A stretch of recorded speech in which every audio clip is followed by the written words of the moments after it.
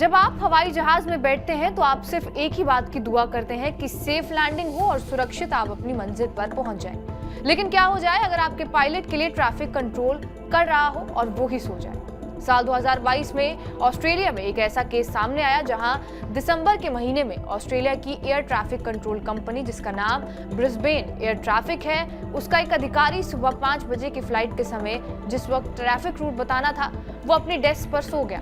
लोगों को अधिकारी अपनी डेस्क पर 2 चेयर पर कंबल ओढ़े सो रहा था।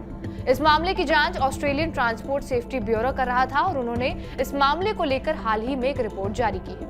उन्होंने बताया कि कर्मचारी केरेंस टर्मिनल कंट्रोल यूनिट को मैनेज कर रहा था। कर्मचारी नाइट शिफ्ट कर रहा था, मगर जिस समय ऑफिस में वो कर्मचारी दाखिल हुए तो वो डे शिफ्ट में थे। उन्होंने पाया कि अधिकारी 2 चेयर पर कंबल ओढ़े सोया हुआ था।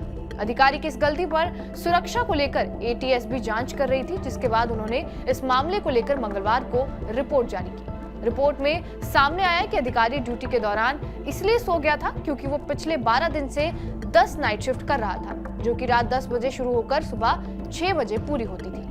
रिपोर्ट में ATSB के चीफ कमिश्नर एंगस मिशेल ने कहा, कर्मचारी के काम के दौरान सो जाने के पीछे कई सारी वजह हैं, जिसमें सबसे पहली बात यह है कि कर्मचारी पिछले 12 दिनों में 10 नाइट शिफ्ट कर चुका था, जिसके चलते उनकी नींद पूरी नहीं हुई थी। इसी वजह से वो ड्यूटी के दौरान सो गया।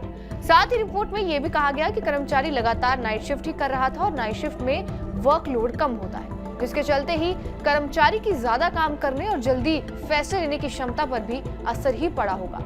साथ ही रिपोर्ट में यह भी कहा गया है कि ब्रिस्बेन एयर ट्रैफिक में स्टाफ की कमी थी और इस तरह की घटना की एक प्रमुख वजह ये बनकर सामने आई है। हालांकि अब हादसे को 2 साल होने को आए हैं। ब्रिस्बेन एयर ट्रैफिक ने अपने ऑफिस में ज्यादा तादाद में कर्मचारियों को भर्ती किया है। बहरहाल, आपका इस खबर पर क्या कुछ कहना है हमें कमेंट बॉक्स में जरूर बताएं। बाकी देश और दुनिया की तमाम बड़ी खबरों के लिए बने रहिए हमारे साथ TV9 डिजिटल पर।